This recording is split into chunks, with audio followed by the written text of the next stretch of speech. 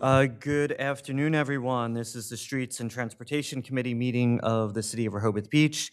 It is Thursday, July 20th, and I call this meeting to order at 3 p.m. Going to do a roll call vote. Elise Moore. Here. John Geiger. Here. David Diefendorfer. Here. And the chair is present. Absent, to be noted, is Donna Maybury, David Mann, and Chris Galante. But we have a quorum and can conduct business. First order of business is the approval of minutes. Last meeting held May 18th, 2023. They were sent out. Are there any comments, questions, revisions? With that, I would entertain a motion to approve the minutes. May I make one comment? The minutes correctly state that you asked Donna Mabry to do a list of things we could do about the unloading of trucks. And at the end, it was said to be on the agenda for this month. But if Donna's not here, I guess we can't get to that on. Well, that was my mistake by not putting it on the agenda, and since she's not here, it doesn't matter. We'll keep it for next But month. I will Okay. remind myself to put it on the next agenda. Thank you for that. With that, I would still entertain a motion to approve the minutes. I'd make a motion to approve the minutes from the May Second. 18th meeting. Thank you. We have a motion and a second to approve the meeting minutes of May 18, 2023. Any discussion? All those in favor, please say aye. Aye. Any opposed? The meeting minutes pass unanimously. I don't have any correspondence identified. And first order of old business is to just get a general update on a few city projects that we have either recommended or involved the committee in some way. I'm going to turn it over to Kevin Williams. I want to acknowledge the Director of Public Works being here. We also have Chief Banks present with us today, Howard Rothstein, the Code Enforcement Officer, and Liz Lingo, our arborist, and Walter Brittingham in the public. Thank you for being here. Kevin, I'll turn it over to you for some updates. Okay, thanks, Commissioner. Again, just going to run through some of the projects that are either ongoing or recently completed or upcoming that are of relevance to this committee. First is the resurfacing of Rehoboth Avenue. So DelDOT is still working on their design to resurface from the circle down to 2nd Street, and we've asked them to incorporate our 2 blocks from 2nd Street down to the bandstand to do it all at the same time. So they're working on that. They recently sent us some agreement paperwork. Their plan is to do the work at night, and their window is between Labor Day and Memorial Day. It's part of a 4 different phased contract that they have. We are one of the 4. They do not know yet when they're going to do which phase or in what sequence. So all they're giving us right now is the window, in the off season, basically, middle of September to middle of May. But as soon as they get that, we'll certainly get that information out. We're working with the chamber now to get kind of feedback on their request, the state's request to do the work at night. Seems like a good idea to us, but we want to make sure we get their feedback before we sign the agreement with DelDOT. You can also see we recently advertised our typical annual paving program, and that's going to take, as you can see in blue here, the Scarborough Avenue, the rest of Scarborough from Hickman to Christian, and then we're going to do pavement on Laurel between Bayard and Scarborough, very similar to the work we did last year. Also be replacing the water main on Laurel, so that's included in the overall paving contract. Which block of Laurel, since I have a house there? Between Bayard and Scarborough. Thank you. Dave mentioned the state road crosswalk. There's kind of the pre-construction schematic of that. That was completed this week late last week with the installation of the rapid rectangular flashing beacons. That's totally in operation now. We also completed the 2nd phase to that project, which was the addition of the sidewalk all the way down from the intersection that stayed all the way down to 6th Street, and that work has been completed. At the same time, we were working on the curb over at 1 Grove. That work was completed a little while ago, and we're now working on a little piece by the island, but I'll come to that, I think. And no, here it is. Across from where we did that curb, right behind Royal Farms, you can kind of see this, if you can see the cursor going around that little island behind Royal Farms. We'd recently had some comments that people had been hitting that and damaging vehicles and damaging trailers and the like. So we recently went out and painted it, traffic yellow, and we put the orange delineators on top of it. So very visible. Within a day or two of putting them up and painting it yellow, we had another incident where a car ran up on it and damaged, I guess, its axle or something. So we went to DelDOT and said, hey, what are some options we can do with that island? They put it in as part of the streetscape, I think, to protect this ADA landing for somebody that was coming down the sidewalk. So they recommended going to this a different type of curbing that you can see in the bottom right. It's I think they call it a type 2 curb, which is like a 1 to 4 slope. So if somebody does, it still provides the protection needed for the ADA landing, but if somebody were to hit that with a car, you'd go up on it like you do. They have a couple of these out along Route 1, kind of in the turn lane coming to Rehoboth Avenue. So, you feel yourself going up on it and you get back off without damaging the vehicle or causing a real impact to the car if it were to hit that 6-inch curb, straight on. So we're hopeful that that'll eliminate some of the problems we're having at that little island there. I blew my tire out on that last year. I did. Well, we thought, painting it yellow and putting the orange little delineators on there might help, but sure enough, within days afterwards, we had another hit. So, down Rehoboth Avenue this winter as well, we're replacing the lights that run down the median. We're going to an LED version light. We get new arms, support arms, and new fixtures. That's in this year's budget. That will be advertised, I think, this weekend. We'll probably try to tie that into when they're doing the resurfacing on the road that DelDOT's out there to try to minimize some of the impacts to folks. Will they be the same design? Same look of the fixtures, exactly. It'll just be an LED light, and they'll be better be able to be controlled remotely. So we'll have a wireless receiver or signal up at the top that we can then control remotely. At the committee's request to the city manager to install an additional silent policeman over on Surf and Pennsylvania. That's been installed. We had a bunch of them come in. They've been on order for a while. They came in this week. That one was installed, and they replaced, I think he said, 5 of the other ones that had become fairly mangled by being hit by cars. And that's it for me, if there's any questions.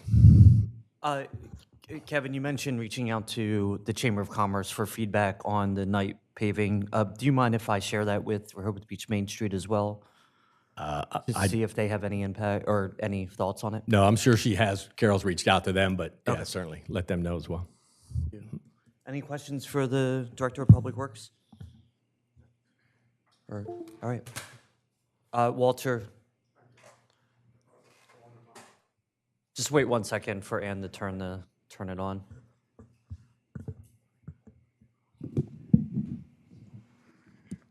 Thank you.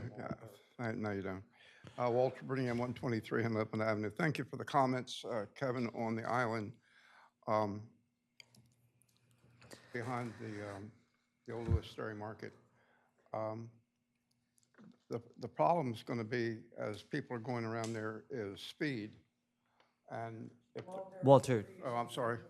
The problem going around there is speed when the people come off the circle. And if there's nothing raised, anybody walking down the back,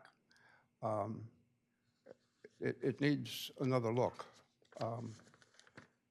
Because you're just talking about a slightly raised island, are you not? Okay, I had one other thought, just an observation today that I looked at some signs in the city, And the city's got tags that they've coordinated putting on the back of the signs, but the tags are almost expired like a rubber stamp. You need some new ones that show what year and what month and what day, because they're about out of capable date. Thank you. Thank you, Walter. Next on the agenda, at our last meeting, we heard from Elite Physical Therapy and heard their request to designate 3 more parking spots in Grenoble Place to be reserved for their clients. As we know, they've expanded. They see several hundred folks a day, many of which have serious mobility issues. This committee then recommended that we indeed allow 3 more spaces to be, or perhaps it was only 2 more spaces. We didn't want to do we left at least 1 handicap spot not reserved and just for the general public. Again, those reserved spots would still be paid for and metered, so not giving anything away for free, but just reserving those for those clients that have serious mobility issues. I was under the impression that we had the authority, that the city manager had the authority to make those reserved spots under our code, thinking that for some reason I referenced, I think, medical situations or medical purposes. In going back with the city manager, looking at the code, it specifically says in 92-31 restricted parking spaces, it gives the city manager by authority, by the commissioners, the authority to designate bus stops, taxi stands, doctor stands, lifeguard stands, library parking spaces, electric vehicle parking spaces, and fire equipment stands.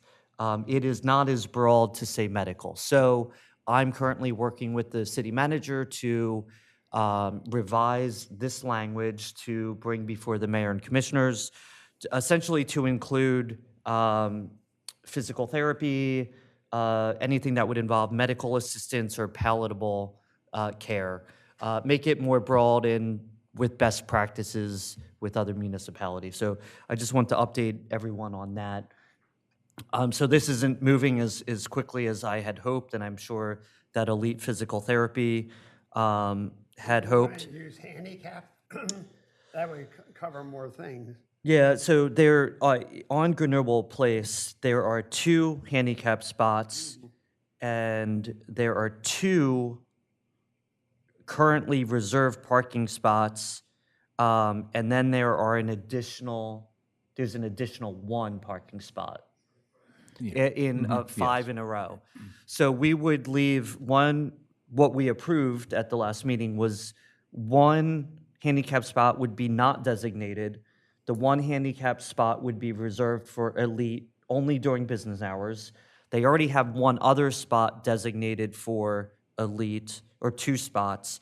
And then the 5th spot in that little cluster, which is not designated, we would also designate as.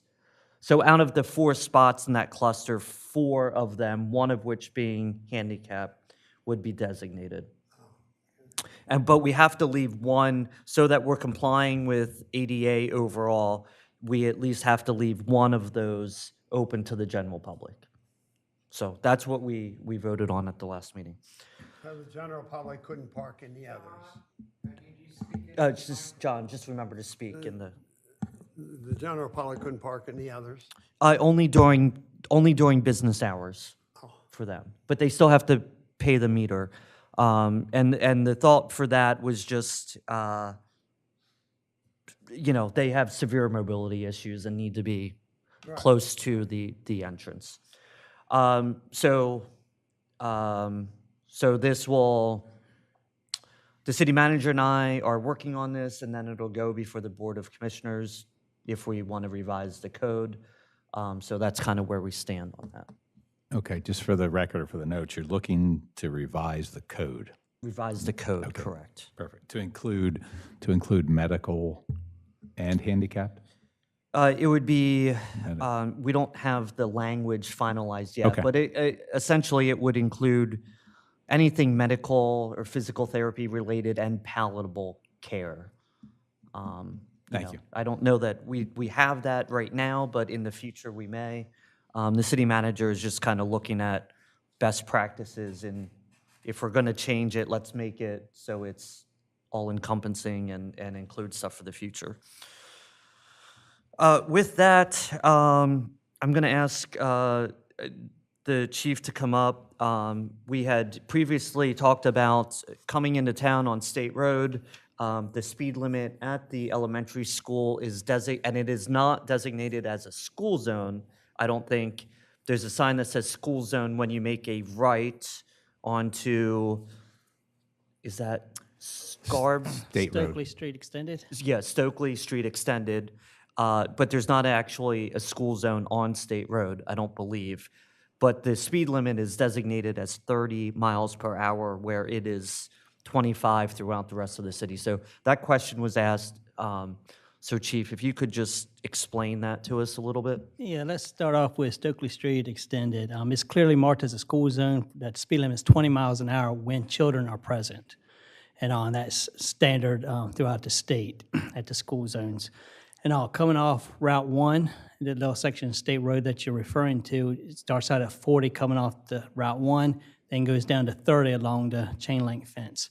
When the school district and the DelDOT looked at that, they did not count that as part of the school zone because the bus parking all is on Stokely Street extended. So they do not consider that where the ditch is, the water reservoir, part of the school zone that needs to be. They used it 30 miles an hour so it can slowly decrease from 40 to 30 to 25 as you come in town because they didn't want to come off the highway at 40 and then say 25. You have to have a little bit of distance by regulation to slow down to get to the minimum speed of 25.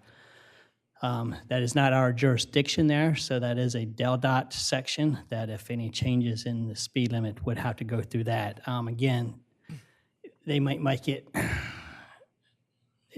usually you'll see a decrease like to 40 to 35, then 25, so they actually did go down to, like I said, 40, 30, and then to 25. So I don't know if there's a specific question, but there are signs there. I think just and that's understanding why the it's there. rationale and why Yeah. that is. Yeah, is most helpful. places, like I said, if you go from 50 mile an hour, you're going to see a decrease before you just go down to 25 Correct. or anything. So they go off the highway, they give that little area the time for somebody to reduce the speed.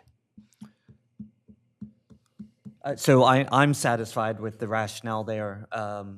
But if others, want to continue to discuss it, I mean, we always have the option to, we can't change it, but we can certainly make recommendations to DelDOT and advocate for.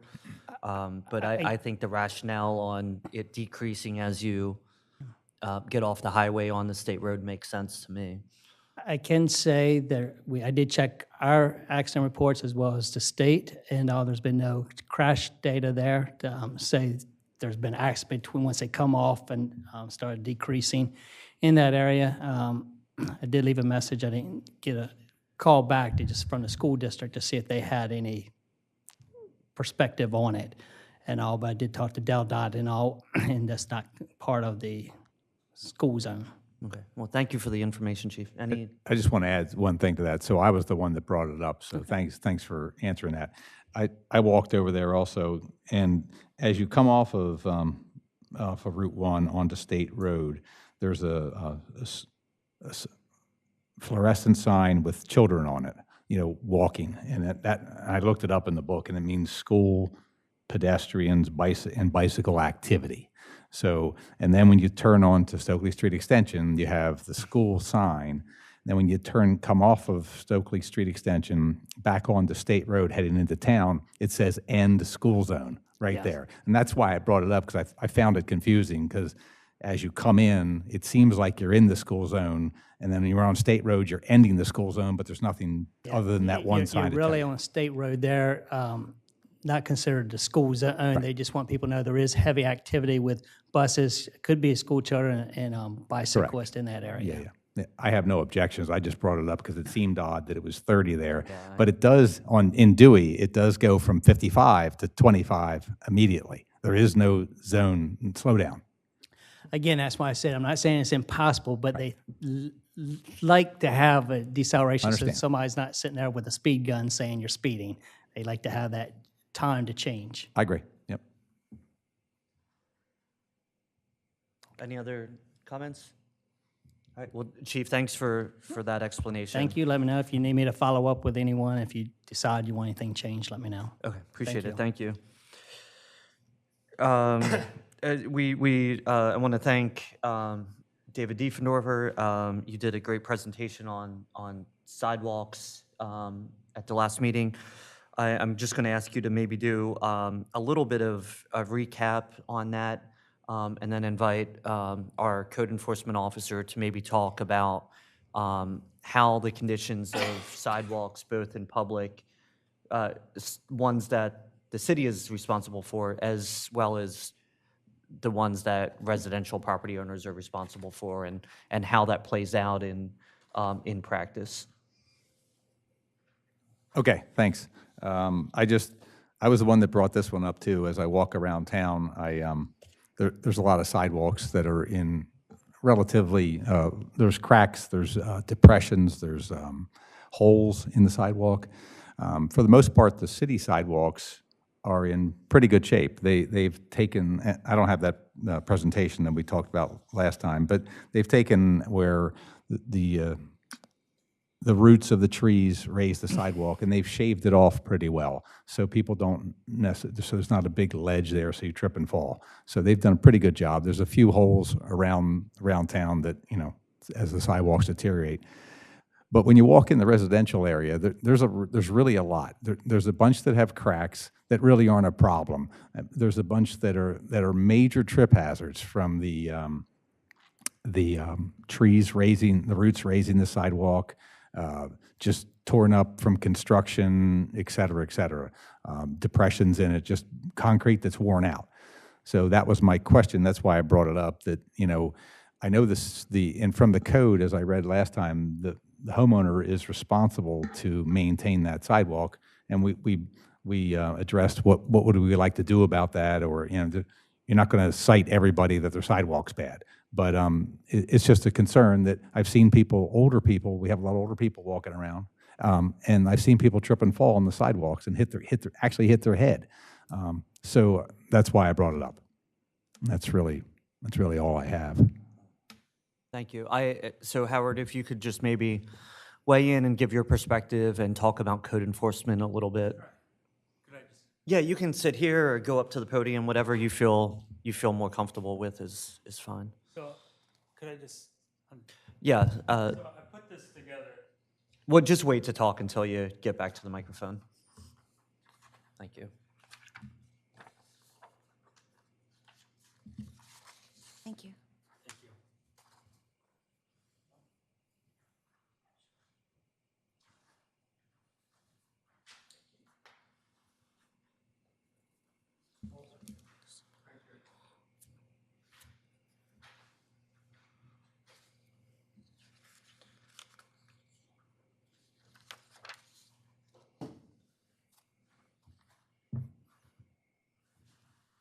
Good afternoon. Thank you for having me here today.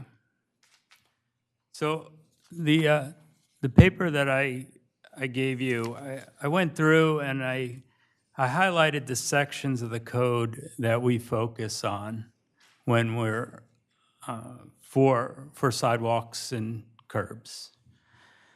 And I also put in pruning, and when we get to that, I know that Liz has something to say. So, code enforcement, the question came up, that we're not enforcing, and we do enforce, and we get the violations or the concerns in many different ways, from city employees, from residents. And then once I get a complaint or a concern, I take action on it immediately. I go out and I see what it is, take pictures.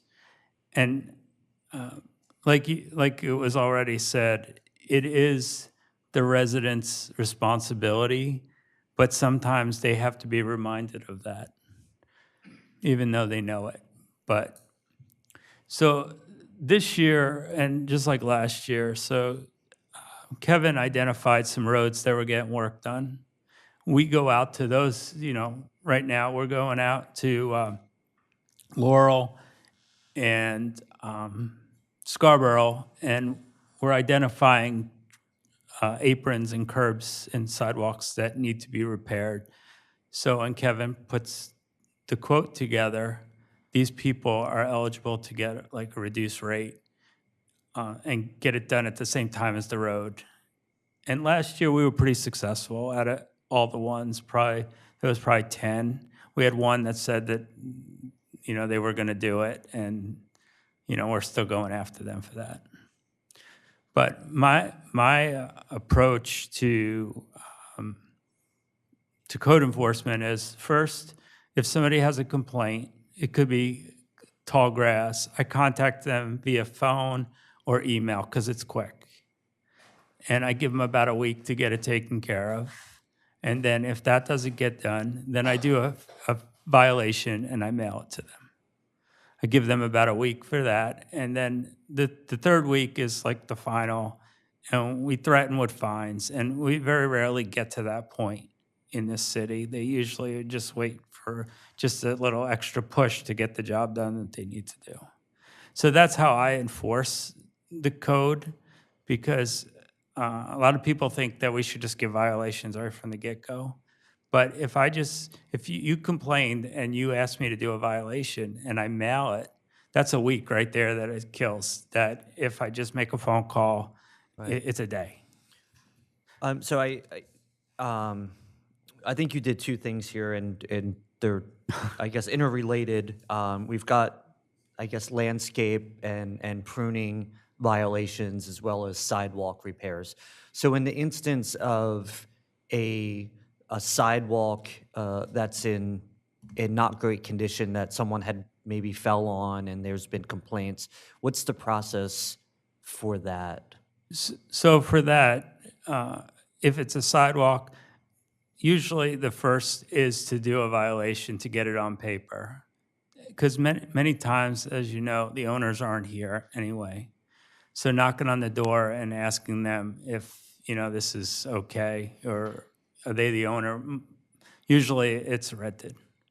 So I would do pretty much the same process. I would make a phone call, because we have their contact information, and let them know that their sidewalk needs work, and what is your plan? And if they don't really have a plan, I give them about a week, and I document this all. I have all this documented, and then I will follow up and then do the violation, and just keep really pressuring them just to do what needs to get done. So even for a sidewalk in disrepair, the cure period is about the same, about a week, and then yes. week 3 you get more heavy-handed. That's correct. Okay. So I just have one question. So I'm not advocating that everyone start, calling about their neighbors, but if there's a really bad, it's a really bad sidewalk and the public wants to do something, do they just email you and then you'll go out and look at it and start the process that way? Yes. Okay. Every complaint I get, I go and act on, because there are some that to somebody it's a big deal, but I want to see it for myself, and I make the judgment, and then I come back to our office. If I'm kind of, hey, what do you think? Then I'll talk to one of the building inspectors, and I always take pictures, and then go from there. Okay, thank you. Back in the 1990s, when I bought my house, I received a couple of notifications from the city. They were in in a letter. Is that what you send out, a letter? Yes, I have a letter, and I also, this year, I came up with like a quicker form, so I could leave it on a door for people with tall grass, or even, things that could be trash cans left out, to give them the opportunity to do it, because again, trash cans, if I send them a violation, it's going to take them a week. By then, there would have been 2 cycles of garbage, so you hope that the can was pulled up by then. Well, and then the other thing that came with a letter was a list of people who do that kind of work, cement work in this area. And I used that to contact, I think I took the first person off their list, but that's the way they handled it then. And the second one, I think I was only down about an eighth of an inch or something, but that was all right. I got that replaced. I kept my sidewalks replaced. And there's one piece that's starting to crack at the driveway, so I'm going to have to do something about that. But that's the format they had. Do you send out recommendations for concrete people? I don't, but if they call us in Munis, which is, or this, what is it, service portal, you can go in and you can see who's licensed in the city. We can't really recommend a company, No, I didn't. but there is some. I didn't get a list of a recommendation. I guess a list of people that they knew did this kind of work around. About 10 people, maybe 12 on the list. And since I was an absentee owner at that time, that was very helpful for me, because I had some names that I knew were doing work in the city. And That's definitely something for us to consider, because it really wouldn't be hard for me to print out that list to attach with the violation. I think even now, anyone can go on the website and you can see every business license and sort it by the type of business, and see who does what type of services within the city. But anybody in building and licensing would help you. If a resident called and said, "Who do you have?" They would assist in getting them that list, so they don't have to try to manipulate the system. Howard, just for clarification, essentially the city is responsible for the sidewalks all on Rehoboth Avenue, right? Every other area of Rehoboth Beach, the property owner is responsible? Is that a fair sort of generalization? So the way it's been put to me is that it's the building owner is responsible for the sidewalks. Even on Rehoboth Avenue? Kevin? Well, the way it's always been explained to me, just like the sidewalk in front of, next to Freddy's. Carlton's? What's that? Carlton's? No, Next to Freddie, so it would be just south of Rehoboth Avenue on First Street. right. No. So I did a violation to the building owner, and that's who needs to take care of those cracks in front of it. Okay, great. Have I answered your questions or given you some idea of how Yeah, how it works for me? And if there's other suggestions, or I'm open to change processes or do whatever needs to be done to make it better. I'm going to ask the chief a question. Do we keep track of injuries based on falls related to sidewalks? Yes, we can find that information out. Any trip and fall that gets reported to the police department, if somebody calls 911, they trip and fell and need an ambulance or anything like that. But anytime a police officer responds, there is a police report. Once we get a police report done, I forward that to our insurance company, to building and license, to make them aware of the situation, as well, in city manager's office. Thank you. Is it general practice that when that happens and building and licensing gets a report, that you guys go out and look at the area and make a recommendation that or a violation, whatever the case may be? When I get the police reports, I look them over to see what it is. And many times, it seems in the last couple of months, people that are tripping, they're tripping on a perfectly good curb. So it's not even a sidewalk. You know, Yeah. look, there are places in town that they can legitimately trip, but they're tripping on like nice curbs, nice new paint. You know, that's so, but we do look at them. I do look at them and see where they're at. And if it does require me to go out and look at, I will. Correct. I would never want to presume that anytime a police officer comes that the city's at fault. Sometimes they trip over their own feet and fell and needed medical, or stepped off a curb, and many different reasons why. But we do sit there and document in a report and take photographs if we notice any thing broken or is bad repair or anything like that. And if there is, we send a report over quickly. Thank you. Mr. Williams?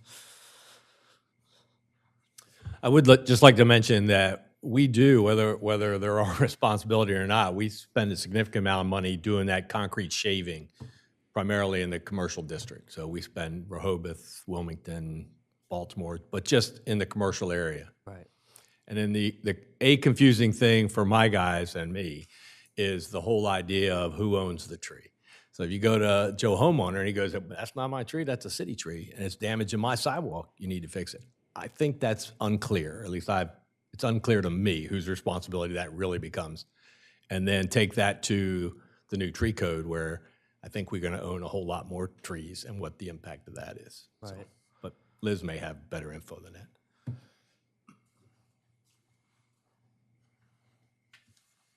I'm satisfied. You're satisfied? Yeah, I mean, there's not much else we can do. It's already in the code, and I just think the public needs to know that they're responsible for their sidewalks if they're in really bad repair, so someone doesn't get hurt. That's all. So say someone doesn't fix it for a year, years. Does that happen? Where someone never fixes their sidewalk? And do they just keep do they get citations? How much does it cost them money? The citations are $100 to $250, but we haven't really gotten to that people normally take care of it. But we do have ways that it can get done and then billed back to the homeowner if it really requires that. The city has the authority to just make the fix and then bill the homeowner for the repairs. Thank you. Yeah, that was in my letter, too. If you don't do it, this will be done and you will be billed. So one of the things that Howard just mentioned is, we know that we're doing paving on part of Baird and Laurel Street this year. So Howard mentioned he goes out, he looks at all of the sidewalks, curbs, and will make note of areas that probably need to be repaired. And then the city will send out a letter to those homeowners saying, hey, we're doing paving this winter. You can make the repairs that are needed, but do it at a significant reduced price because we're already out there with, doing the asphalt and all of that, and build it into the project. The other option is, that is what we do in practice now. The other option is we recommend that the city just does the repairs and then, then bills the homeowner afterwards. I mean, I thought that has probably been tossed around before. Not saying we want to go in that direction, it's probably something that has been considered in the past. Right. I think there's nothing really to do. The code is pretty clear. So the upshot is if somebody sees a sidewalk that's a hazard, they email the contact code enforcement and let them do their job. That's my takeaway from it. Excellent. Any Thank other you. thoughts? Or I think then we're just going to put this issue to bed and not address it again until there's a reason to. All right, Howard, thank you for being here.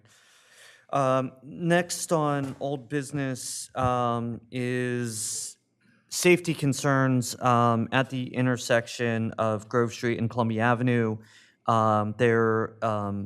We had a citizen complaint that one of the parking spots that is in that Royal Farms parking lot the one furthest or closest to that little median hump that that the Public Works Director just showed us is unsafe, and people backing out are not able to see other traffic and other movement in that area. You've kind of got people on, you've got people on Columbia Avenue, Grove Street pulling in or out, but you also have that area where people are driving from in front of the Royal Farms building to the back of the building. So there's a lot of action happening in that specific spot. And it was recommended by a citizen that we eliminate that spot. So I think we had lengthy discussion about it the last time, but wanted to just bring it up to see if we want to make any recommendations or we're satisfied with how it's currently structured and just let it go. I have a question. So I don't have I have what Walter gave us, but I don't have the survey of the Royal Farms. The actual lot, that spot, is that on city property or is that on Royal Farms property? And if we take it away, how many spots are they required to have as a business? And then have we violated that? So I don't know those answers. I'm not sure anyone has that. I don't have the survey of the Royal Farms property. You're reminding me, I asked for the survey of the Royal Farms property, and I don't know if we got it. Kevin, do you know the answers to any of those questions?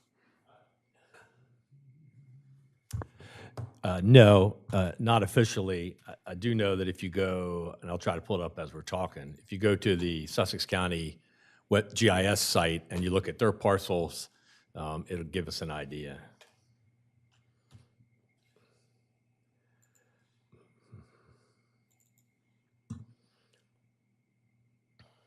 Oh, boy.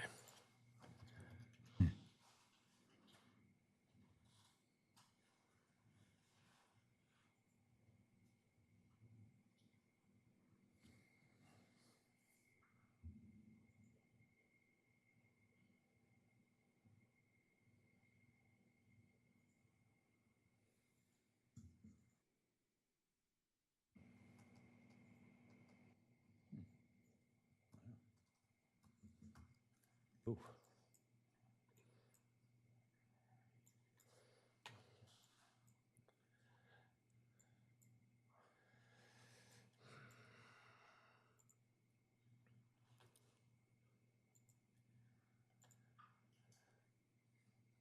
I don't know if you can see that, what they have on their website as far as the property line.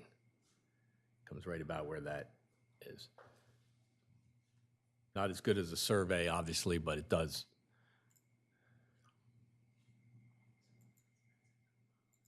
Property corner.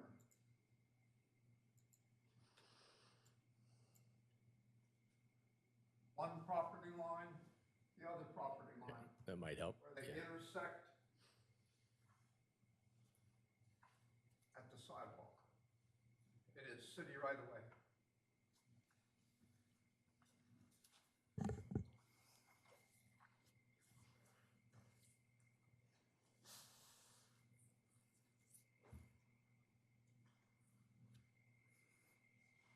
Does that answer your question?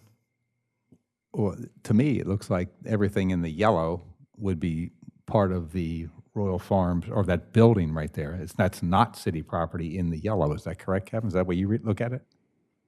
But it's, That's the way this is depicted. that's the way it looks like it. So looking at that, I don't, if that's correct, I don't believe you can go to the Royal Farms and tell them to take that spot away. If it's truly on that building's property.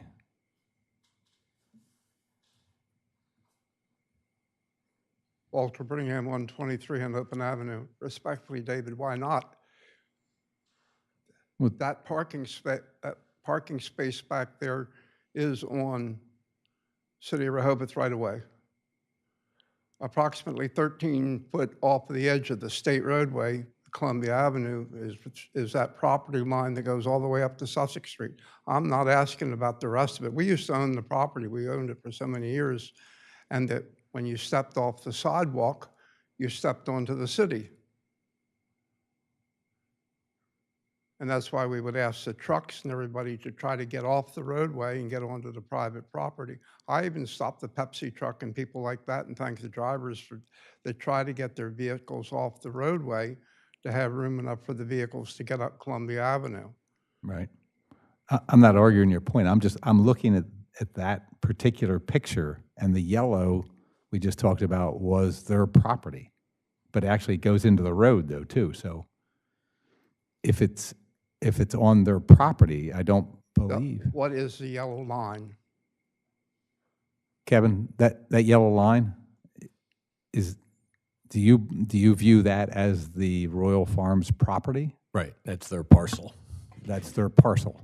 So that parking spot that you're talking about is on their property, correct? So the yellow line, did the city superimpose that?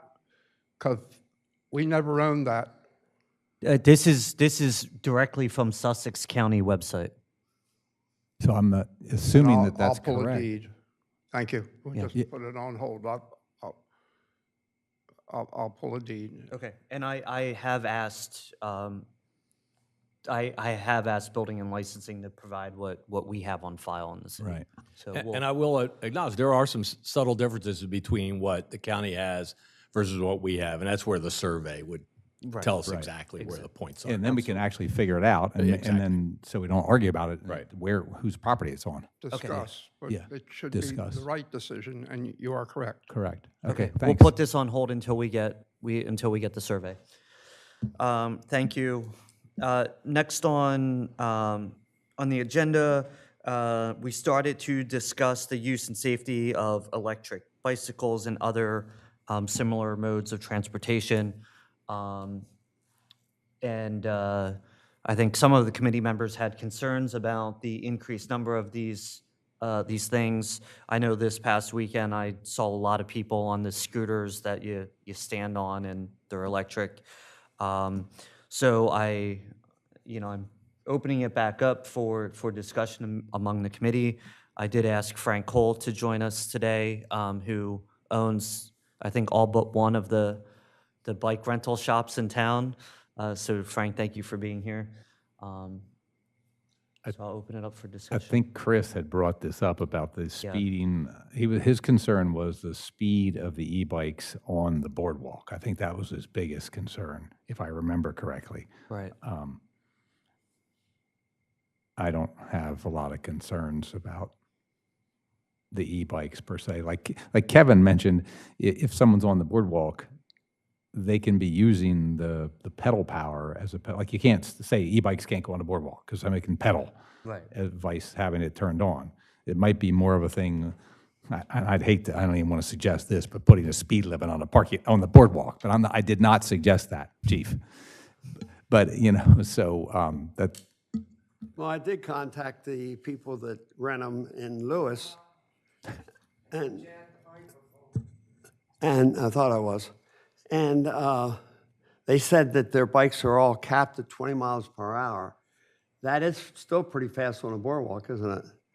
And they said higher than 20 is illegal on bike paths or boardwalk. That was their take on it. Yeah. Frank, if you want to go up to the podium or this mic here, just state your name and your relationship. Frank Cole, 24 Wilmington Avenue. So most states have developed or adopted a class system on e-bikes. And without getting too much into the minutia, you have your class 1 e-bikes, which are electric assist and not capable of going more than 20 miles an hour. And then you have your class 2 e-bikes, which can have an electric assist, but also have a throttle where the rider doesn't need to pedal. So most states have adopted, as far as like where they're permitted, they've adopted a 3-class system. Class 3, a little different animal. It's electric assist, but it's capable of 28 miles an hour. 28. 28 miles an hour, and it tends to be a more expensive type of e-bike. But the key difference between the Class 1 and the Class 2 is whether it has a throttle or whether it requires pedal power to give an electric assist. So we currently rent electric bikes at only one of our locations. We don't rent them on the boardwalk. As a matter of course, we don't rent them on Wilmington Avenue, don't rent them on Maryland Avenue, but we do rent them on Baltimore Avenue, which is the furthest away from the beach. And we have the option of capping the top speed on those to 16.9 miles an hour. So my recommendation would be for the committee to look into maybe having the city adopt the class system with respect to the boardwalk. You'll still probably have people going a little faster than they should be, but at least it'll give the city a little bit of teeth to say, I'm sorry, if you're using your electric bike on the boardwalk, you actually have to be pedaling, as opposed to somebody who's in effect using it as an electric scooter or an electric moped. So that'd be my recommendation. I have a question so I'm taking the notes here. The Class 2, you have a throttle, is that right? As well as an electric assist. Throttle and electric assist. Class 1 does not have that. Class 1 is just electric assist. Okay, thank you. And to make matters more complicated, in certain areas where there's a lot of enforcement, if you have a Class 2 e-bike, you can disable the throttle so that it is in effect a Class 1. But I would think that it'd be something that the city might want to look into and maybe just mirror whatever the state is currently doing with respect to the bike pass.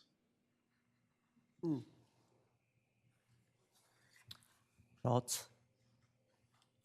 I have been on the boardwalk with the e-bikes, and I do think something like this, your recommendation, is a good idea. Some people just really are going too fast. And, you know, there's just so much room. I don't know how wide the boardwalk is, but on a crowded day, you know, if you're not like that, someone's going to get hurt. I don't know if anyone has yet, but my guess is it's just a matter of time. But we essentially don't allow bikes on the boardwalk during certain periods of time throughout the day in season, correct? Right. Right, but in the morning, they are allowed, and it is crowded. Yeah. Much more crowded than it used to be. More crowded than it used to be.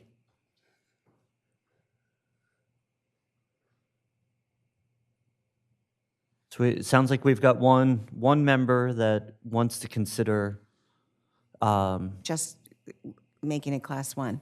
just making it Class 1. Chief, do you want to weigh in? Thank you.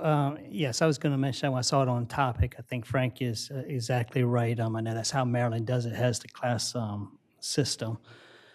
Again, it all comes down to enforcement. I can sit there and tell you that we have at least one current city official. I'll let them speak for themselves if they decide to in the future, that tells me I'm interpreting the law wrong right now, that no e-bikes, even if they're not using it because it has a motor or an electric motor, should not be allowed on the boardwalk at all.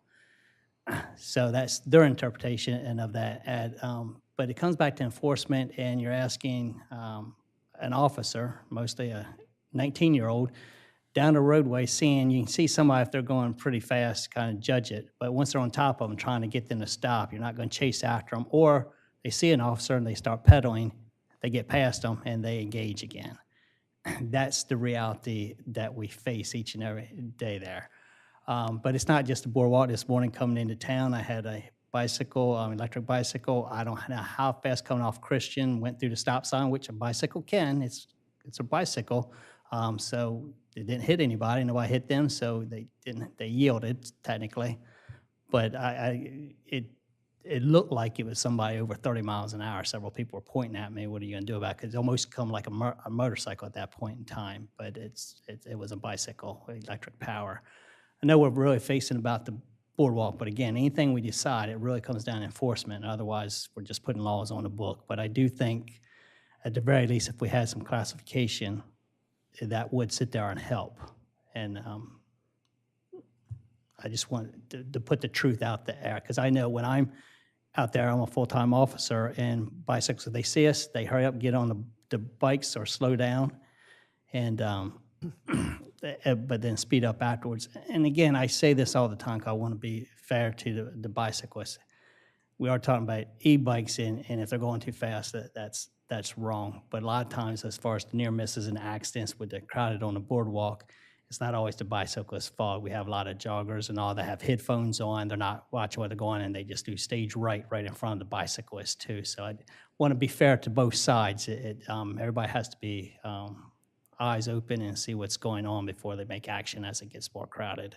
So that's all I have. That's a fair point. I text and walk all the time, and I'm usually at fault for almost running into someone. But So- as you said, a law could be on the books, might just prevent some people from having the faster bikes on. You know, whether it's enforced or able to be enforced or not, it must have some impact. And I think we have very good educational materials. We've got the bike brochure that I think people read and take seriously, and I think the bicycle shop owners, I think, do a very, very good job with informing their customers, et cetera, too. So you make a great point. So would your suggestion be just to only allow e-bikes on the boardwalk if they're pedaling? Is that what you said, Elise, just so I can track that? Is that right? What Kevin What Frank said? what Frank recommended. Frank, was that your recommendation, to only allow the e-bikes on the boardwalk if they were pedaling?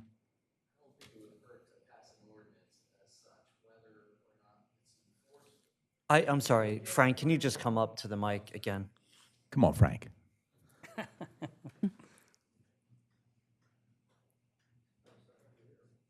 Frank Cole again, Wilmington Avenue. I think it would be a good idea to codify, what bikes are technically allowed on the boardwalk, and then if the city, sees it as a growing problem, they can choose to enforce it at that time. Right. So we could also add it to the brochure, like you said, Ed, and you could really add it to the sign. I hate to say that, you have to change the sign. Those signs on the boardwalk, right? There's signs for everything, tents and everything else. You could add it. I mean, in layman's terms, it could say pedal assist only. And it would also address one other problem, and the federal government is trying to regulate e-bikes from a safety standpoint. There's a kind of a fourth class where they're non-conforming class of e-bikes, and an easy way to think of those is like an electric motorcycle. So these are bikes that typically don't have a pedal assist. They're capable of doing speeds in excess of 30 miles an hour, and the federal government and most state governments haven't figured out a way to deal with them. Usually it's Department of Interior or Bureau of Land Management that has to address them first, because people are on trails on federal lands and they're competing with equestrians and hikers and cyclists, and they're getting blown off the trails by these electric vehicles that are in effect electric motorcycles. So that's still being sorted out a little bit, but that would be a non-conforming class of e-bike. It's not a class 1, class 2, or even a class 3. Understood. And Frank, I understand the recommendation on the boardwalk. Did you also say that you would recommend banning certain classes throughout the city in general? Or did I misunderstand what you said earlier?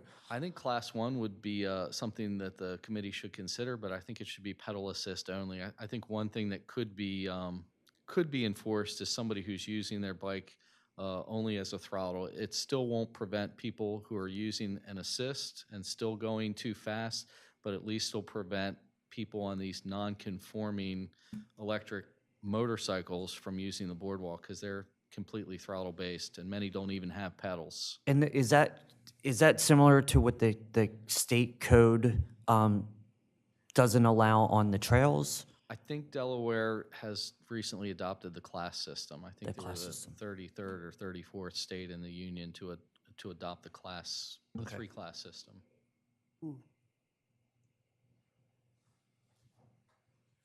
Do we want to think about this for next Yeah, next week? I and think then- I probably want to do a little bit of research with the state code and probably give this some more thought and maybe come back. I'd also like, Chris initially brought this up. I'd like him to provide more feedback and perhaps get more feedback from the public as well. I agree. Walter? Walter Birmingham, 123 Henlopen Avenue. I raised the issue because at 123 Henlopen Avenue, I'm on the trail, and they come up out of North Shores, Route 300, Henlopen Drive, whichever one you want, and they don't stop at the stop sign. They don't have to. And they come down the street. They come around the corner at First Street, 60 miles an hour. I have a sense for 60 miles an hour. They come down the street. They come across Gerard, which comes at an angle. They don't stop. They end up on the wrong side of the street, facing cars. They race down the street. My perspective, at least, a lot of them at 50 miles an hour. I'm not talking about the family. I'm talking about the 65, 70-year-old macho people that think I don't have to do anything, and it's dangerous. So I separately, and I'm not going to go talk about enforcement, but I offered the chief, I said, put in front of my house the speed wagon. Some of them have video in them, but nonetheless, you get the speed. And I believe that, and I'll probably be wrong in this case, and I'm not supposed to go negative, but I believe a bike is a car in the eyes of the law. And I don't know why you can't stop a bike or charge a person on a bike when they go flying down the street in excess of the speed limit. They're either, maybe it's not, you pick it out, but they're going too fast and they don't obey the law. And we're not even talking about the boardwalk. I'm talking about the general public, and they're on both sides of the street. And then you have the Surreys that are down there and the people pushing the baby carriages and everything else. We don't need a policeman. You would need somebody on a motorcycle to chase these people, because the bicycle policeman probably can't physically catch these people. You would need a motorcycle, and you start arresting people or do something like that. But we don't put out any word. We don't put I'm not jumping in the chief's stuff, but several weeks ago, I saw a police car parked on State Road, and everybody was slowing up because there was a perceived presence. And a police car sitting out there, and especially a speed wagon, where a policeman on a bicycle could look up and see what the speed on the speed wagon was, and he would not have to have a certification and everything else. You could help solve some of this problem on the back streets. But I travel Fifth Street a lot, and I come in off of Rehoboth Avenue, and bicycles regularly come up Columbia Avenue and fly across Fifth Street, going up to the Pearl and places like that, the Pearl, up in that nature of the town. And they have no intention. They just fly across the street, and just been, from the grace of God, they haven't been hit. The families, most people stop for. But otherwise, there are solutions to it, and it's not just the problem on the boardwalk. Thank you. Thank you, Walter. So we have great city staff, and they listen into these meetings. Joanne Perry just sent me an email, and she said the code currently says only bicycles propelled by human power are allowed on the boardwalk. And she says that's in place already.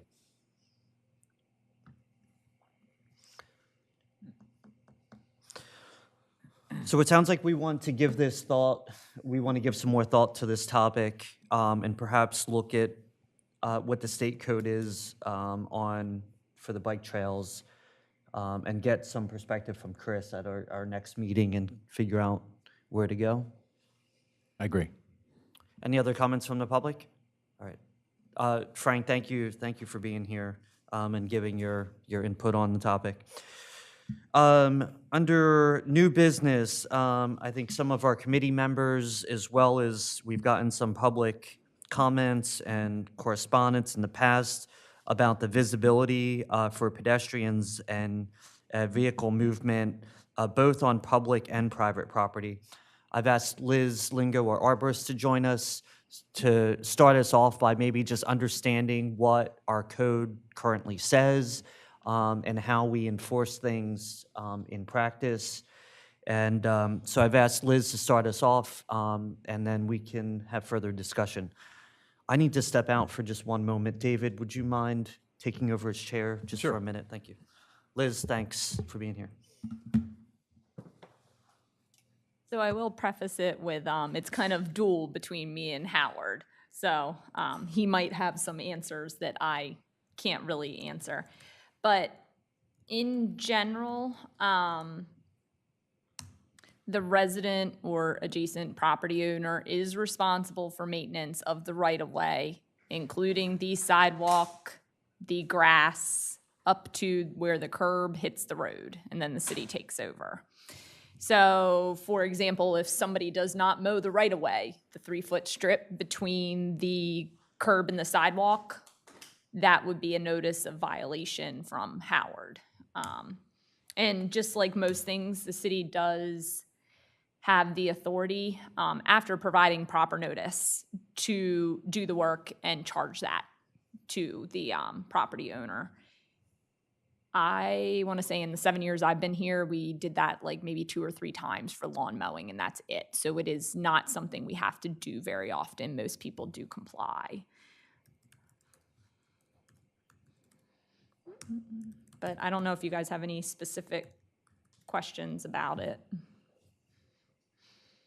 I think there were some questions about visibility at some of the, I know Walter had brought up visibility along Rehoboth Avenue with some of the shrubbery that was blocking a crosswalk. Was that right, Walter? Did you talk about visibility on Rehoboth Avenue? Well, I can say about, gosh, it's probably three or 4 years ago now. We had if you're heading east towards the beach, and you go through the circle, and keep in mind, that stuff was all done as part of the streetscape, designed and reviewed by, I'm assuming, the engineers, landscape architects, city staff, city manager. I can't hear you.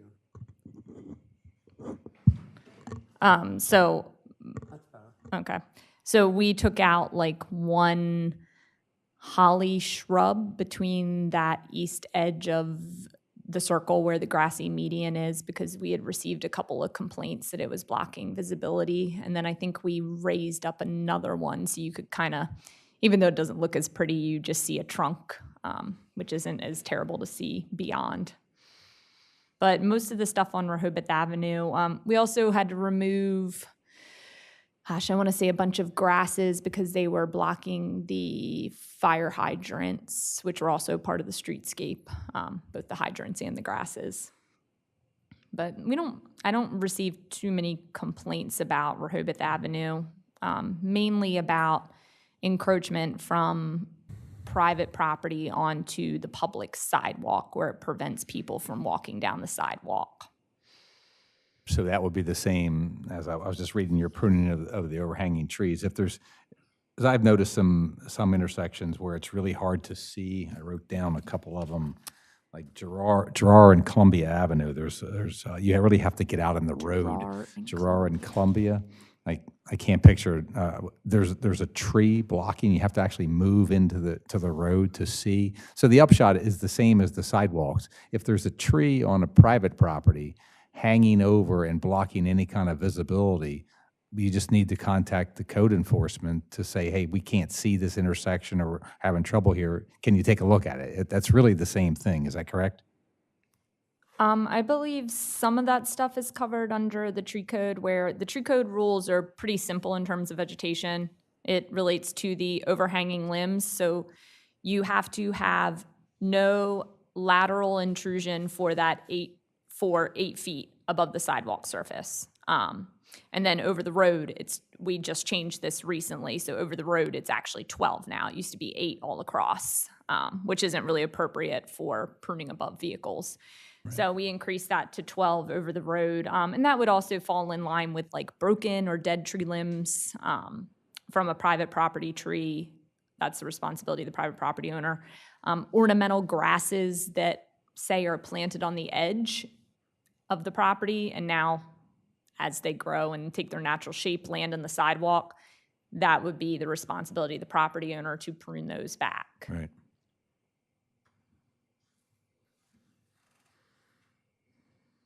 Chief.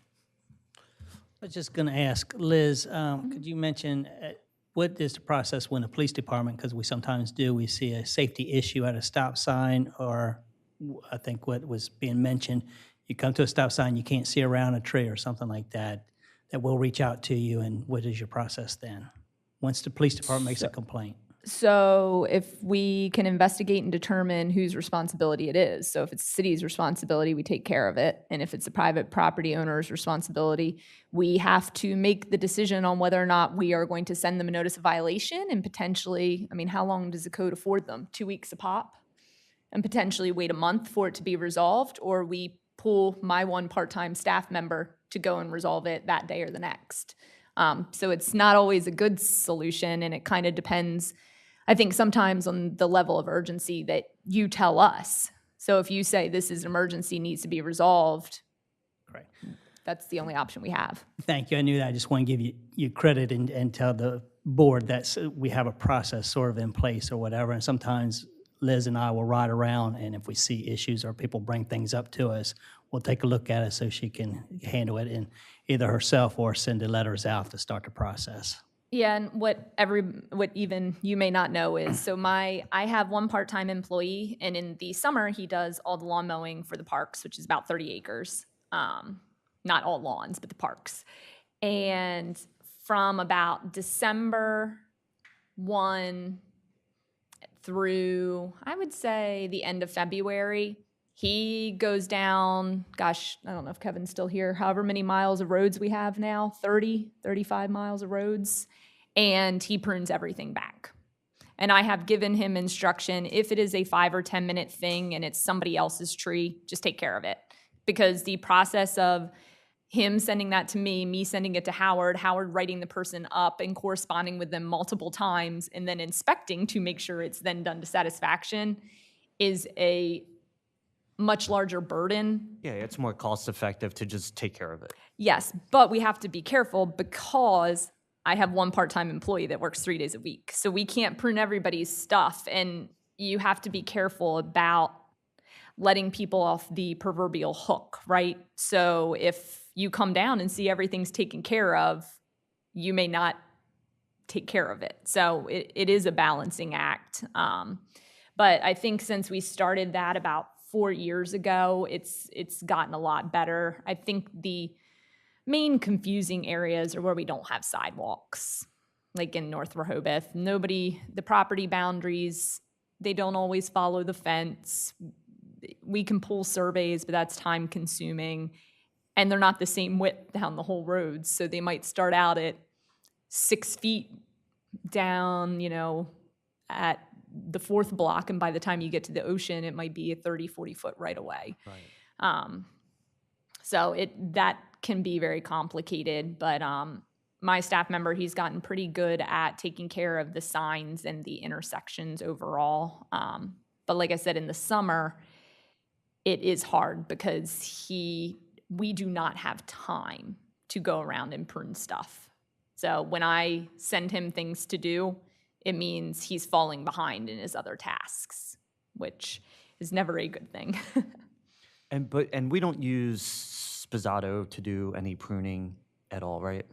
Well, they do take care of Rehoboth Avenue. Rehoboth. Okay. So, and City Hall. So you see like most of the shrubs and everything, the hollies all stay sheared in their little shape, and grasses get cut back.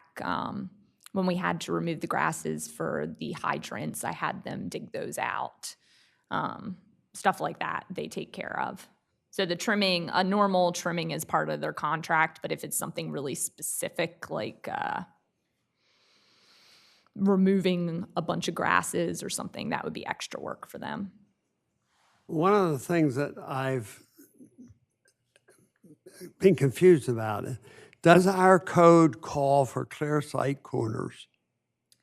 So Howard might be able to speak better to that in terms of like the code about roads and intersections. Can you And speak in there a little bit? Howard may be better able to speak about the code related to intersections, roads, sidewalks. For me, the tree code does not allow planting of new trees in that 30-foot triangle on a street corner. So if you take the intersection of curb lines either existing curbs or where there would be curbs, you can draw a triangle, and there's no new trees allowed planted in that zone because of visibility. But other than that, no, there's no other in So it mind. could be a bush that's in your vision, and there's nothing we can do about that? If a bush is so large that I have to get my car out like this so I can see, can we do anything about that? I just said the tree code has the rule that you Well, cannot. that's the tree code. I'm Yes, talking about exactly. bushes. I only know the tree code. Oh, Okay, and I just know that no new plantings. So in terms of other visibility stuff on private property, I don't know any city rules related to that. Wouldn't that be That's just, why. wouldn't that be just a safety hazard that you could contact code enforcement if it's, so the chief doesn't have an accident and get someone killed? Okay. So to answer your question, it's a 20-foot line of sight. 20. 20 feet from, so if you're on a corner, you have to be able to see 20 feet Down the road. down the road. Down the road. Okay. We, when I first started working here, we had a guy that they call it a screening, and he put a screening around his backyard, but it was on a corner property, and that was no good because you couldn't see. So, does that answer your So question? we should report those things to you Absolutely. if we can't see, because it's really not safe to get out in the middle of the street before you can see if you can go or not.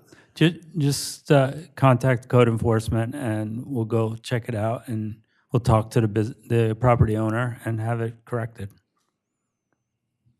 20 feet. Thank you. Any other questions for Liz or Howard or the chief? In my mind, it's pretty clear. It's the same thing as with the sidewalks. If you have a problem that you can't see, or if there's a safety hazard, you call the code enforcement. Don't call Liz, right? Email the code enforcement. If people contact me for vegetation stuff, I try to help them, because to me, there's nothing worse than when you call a business or a government and you just keep getting passed around. So if anything, I'll try to take care of it, or I will just send it myself to Howard or email the person back and copy code enforcement or something like that. But like I told you, if it's a 5-minute thing, usually I just take care of it personally. Are you from the tree department then? Nobody ever said where these people were from. Yeah, arborist. Yes. Arborists. Yeah. Yep, trees and landscaping. Liz is the city arborist, and Howard is building and licensing, code enforcement. Members of the public? Walter Birmingham, 123 Rehoboth Avenue. In fairness, because I was one of the people that raised so much static about down at the Royal Farm Store and going around the corner.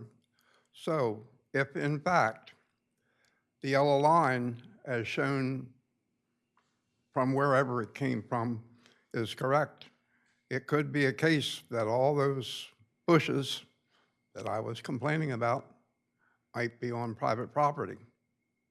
It was my understanding it was negotiation, and Mayor Cooper did it at the time, because it has always been my belief that the signs on the westerly side of the Royal Farm Store carried no weight. They were just signs. But if the yellow line is correct, then that may be under the control of the Royal Farm Store. Thank you. All right. Thank you, Walter. So what's the pleasure of the committee? I think this was very informative, and perhaps, I could suggest to our communication specialist that maybe a small article or some information, it may be in one of the upcoming Lines in the Sands, to just inform people about maintaining their landscaping and visibility and stuff like that might be a good suggestion, or we can just leave it be. Yes.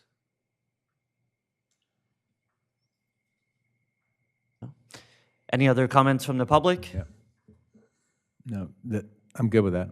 Okay. Then I think I'll make a suggestion to the city manager and communication specialist to maybe just some of this high-level points, just let's share with the public in the near future. All right, great. Thank you. Thank you Thanks, Liz. both for being here. Thank you. With that, future agenda items, anything that's imperative that we bring up? Yeah, we have the leftover one about trucks unloading. The unloading of trucks. Sorry. Yep, and we also, we are currently having the traffic and parking study done throughout the city. So we'll be getting some feedback from that consultant on loading zones and best practices and things like that.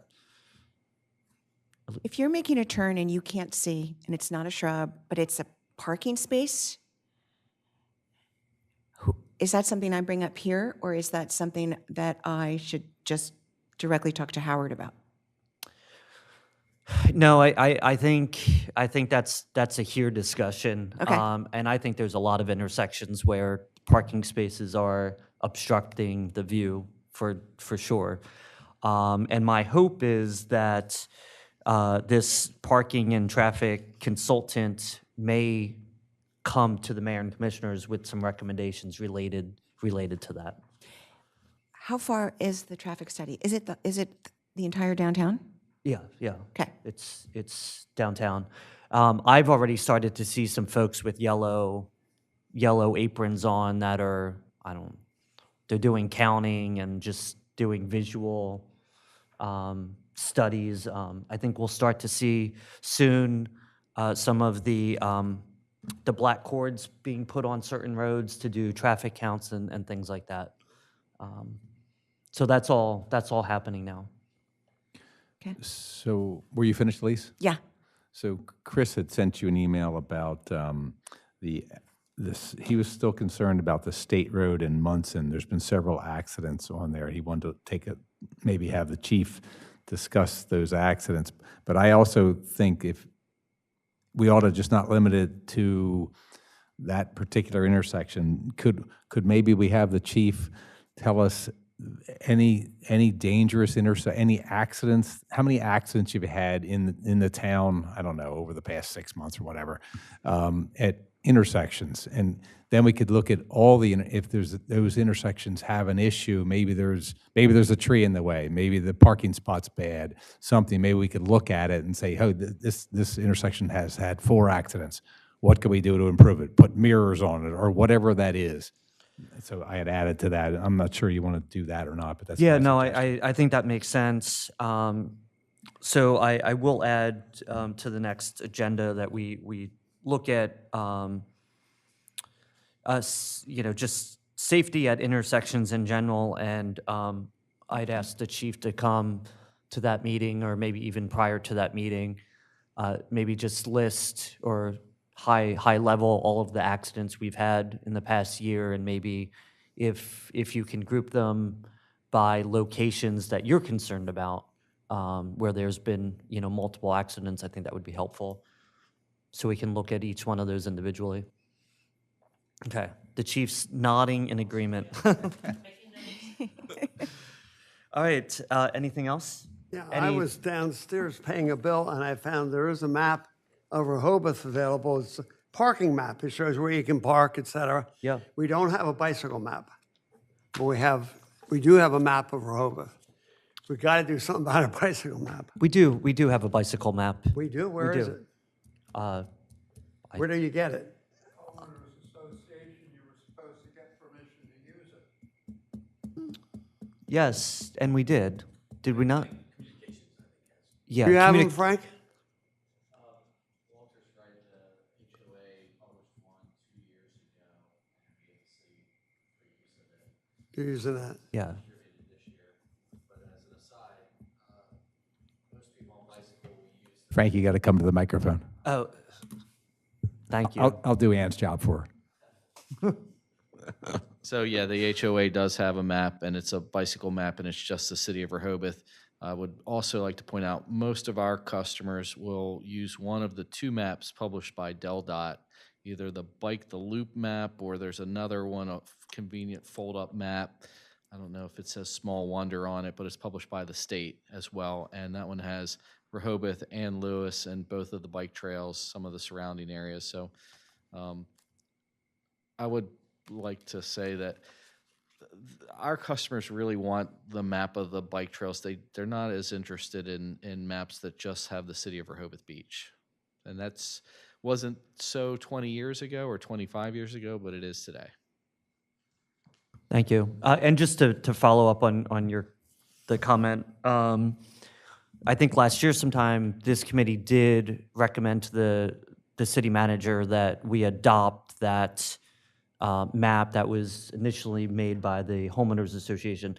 I thought that we were printing them as of this year, but I could be wrong, and I'll double check on that. But I think the intent was to put the city symbol on that map and for us to be printing them because the homeowners association, they did a great job putting it together, but they really shouldn't be financially, responsible for duplicating that. So I'll follow I up on thought that. the same thing. Right. Any other final comments from the public? Walter? Thank you, Walter Brittingham, 123 Rehoboth Avenue. The first one is completely different from a tangent from what we've been talking about.